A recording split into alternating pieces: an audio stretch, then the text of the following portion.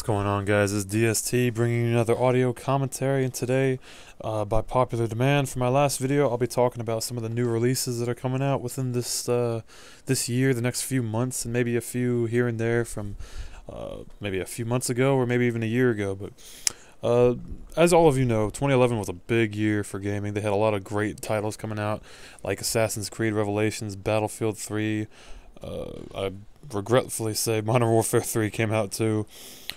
Deus Ex Human Revolutions, and of course an all favorite of mine, Dark Souls, and Skyrim for that matter, and Skyrim. I completely forgot about Skyrim. Skyrim was amazing, seeing as how they added another chapter onto the Elder Scrolls series. If you haven't played any of those games, I highly recommend you do, aside from the first-person shooters, because I'm sure you've already played those. But if you missed out on Deus Ex, you should definitely give it a shot. It's probably around $40 at your local GameStop or whatever type of game store you international people have, and it's just a first-person Metal Gear, basically, because you're this guy that's unraveling this conspiracy that's going on between two rival companies in the science of human augmentation, which basically means you're replacing limbs and shit with machines, and it's just a hell of a lot of fun, a lot of stealth gameplay that doesn't focus around, just coming out and blasting people like you do in Battlefield 3 or Modern Warfare 3 or any of those other popular first-person shooters. What else was there?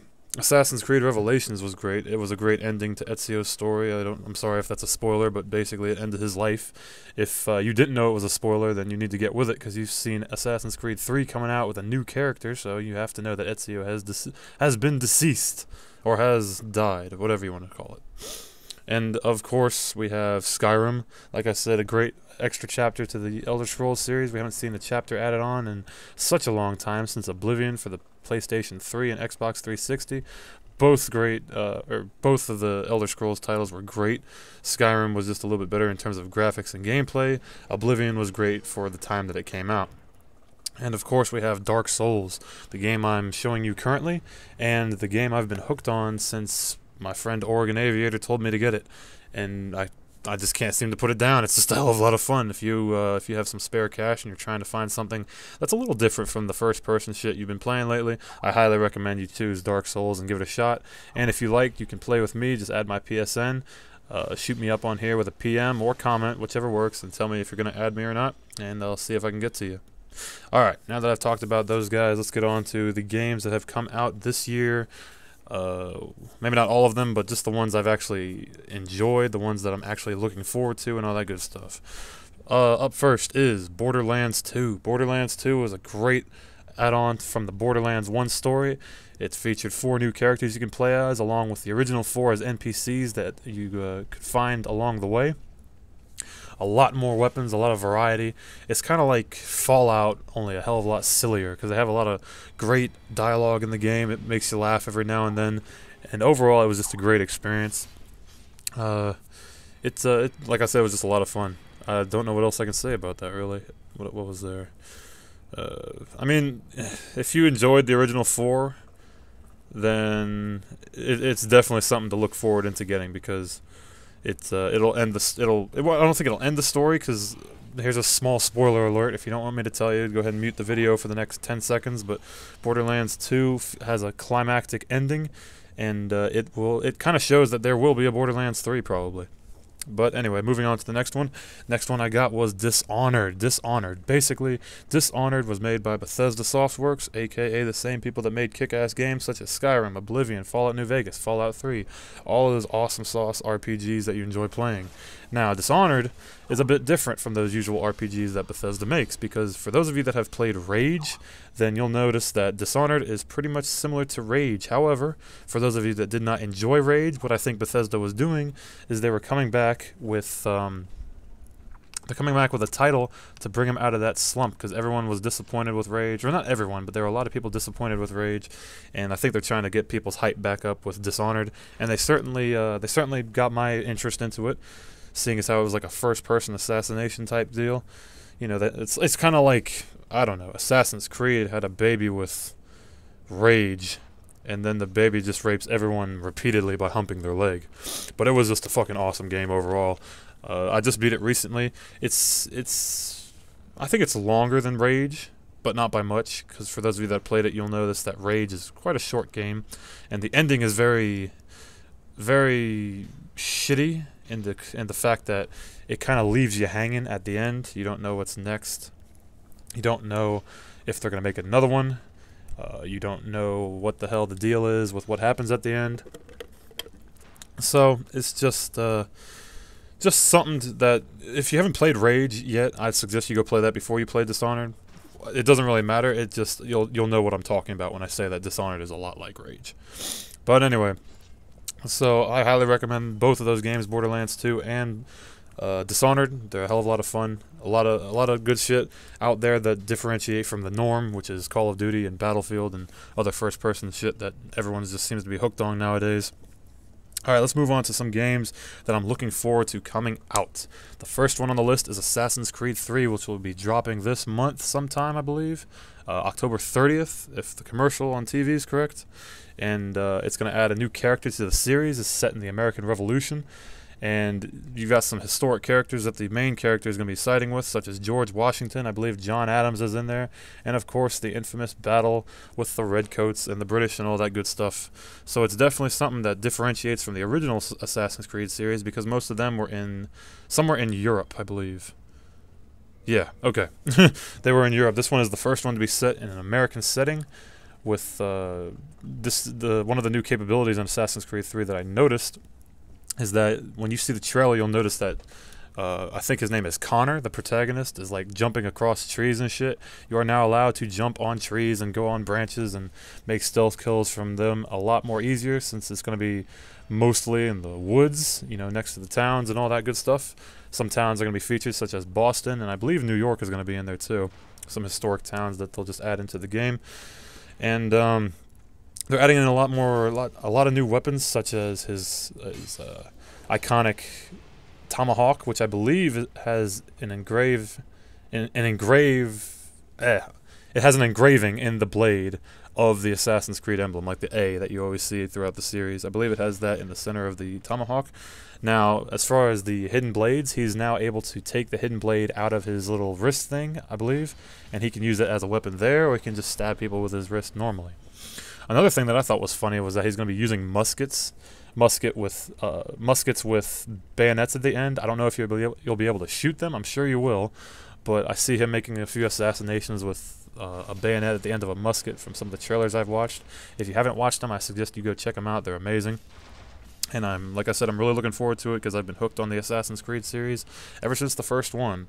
And I believe Assassin's Creed was like the third game I got for PS3 shortly after Metal Gear Solid 4 and Army of Two.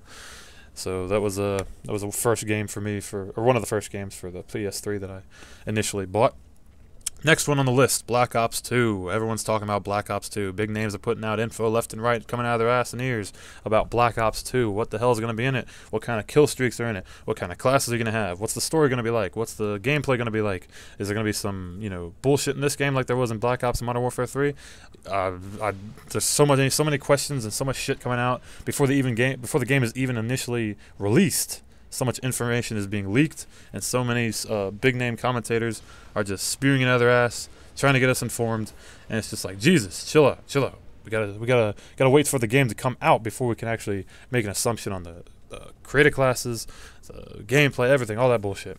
But what I think Black Ops 2 basically is a combination of Black Ops 2 or Black Ops gameplay with Modern Warfare 3 weapons, along with maybe some futuristic shit, futuristic gadgets, weapons, aircraft, all that good stuff. Like, you have the new, I'm sure you've all seen the damn gameplay of the Hunter-Killer drone, where the guy takes it. It's basically like an RC car with wings, an RCXD with wings, and you don't have to control it. You just throw the damn thing, and it randomly locks on to an enemy in the map and basically blows the shit out of them, which I think is pretty cheap, but nonetheless, that'll be an interesting perk or interesting kill streak to see how it works.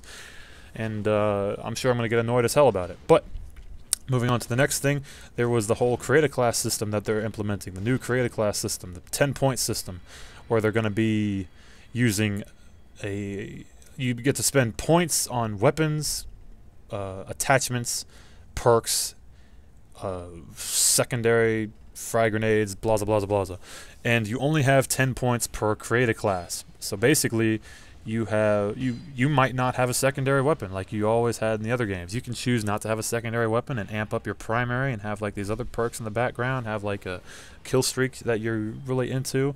It's going to be interesting to see how it works, because I'm a little skeptical about it, but nonetheless I'll probably be buying the game on release date when it comes out, and I'm hoping to get some footage for you guys the moment I bring it home. But, yep, I hope you guys are looking forward to it. I am, for once. I'm looking forward to a Modern Warfare game. Or not a Modern Warfare game, God help me.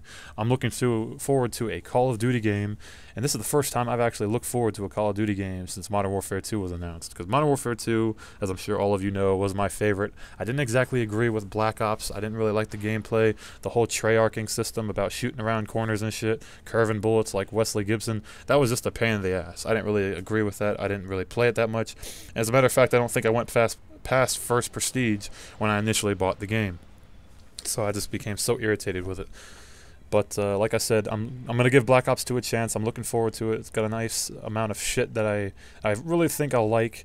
I'm definitely going to be doing the campaign mode. For those of you that just play multiplayer, that's really stupid of you, because they put the campaign mode in there for you to enjoy, and I highly recommend you enjoy it. If you haven't played the first Black Ops campaign mode, you might want to go back and do that first.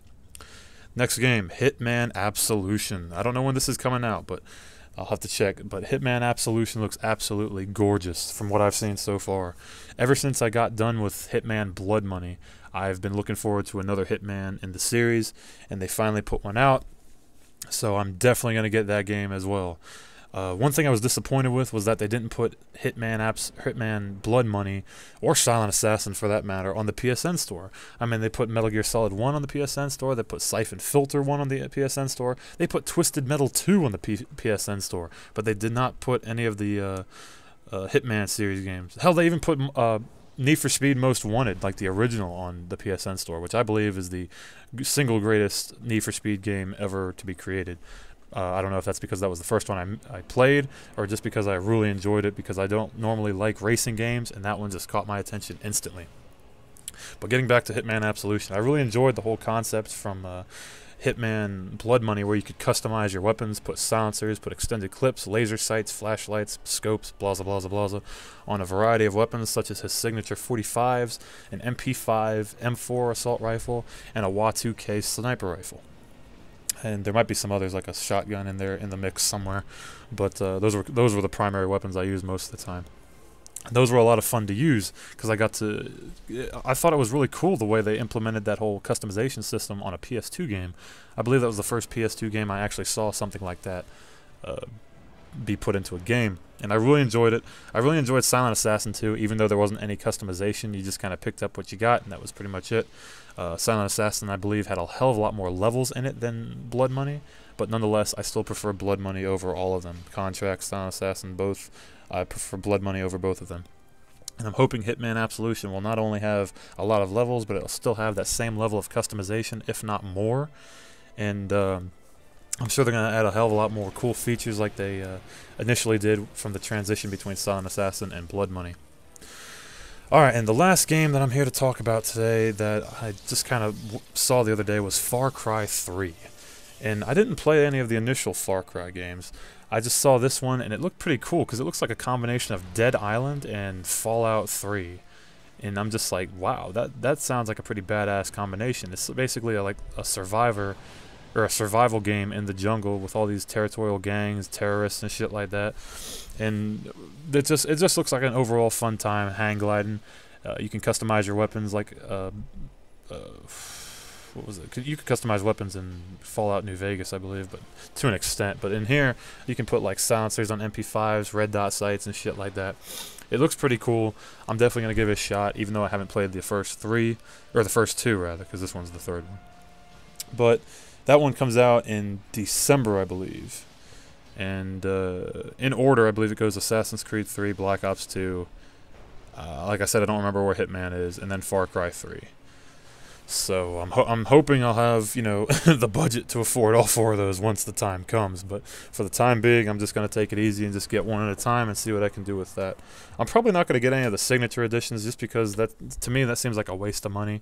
You're throwing away stuff into some it's basically style over substance type of shit. because you're taking all this cool gear, but overall, are you really going to use it? Are you really going to use it for anything? Like the stuff they give you in the boxes the huge boxes that you see people carrying out of GameStop. I just get the game, I enjoy the game, and that's pretty much it. So anyway, guys, I hope you guys enjoyed this little review, or if you even want to call it a review, of some of the games I've played and some of the games I'm looking forward to. Give me your thoughts on some of the games I mentioned. If you have any more games that you'd like me to refer to, maybe I can make another video and put a few more games in there, talk about them, talk about my thoughts on them.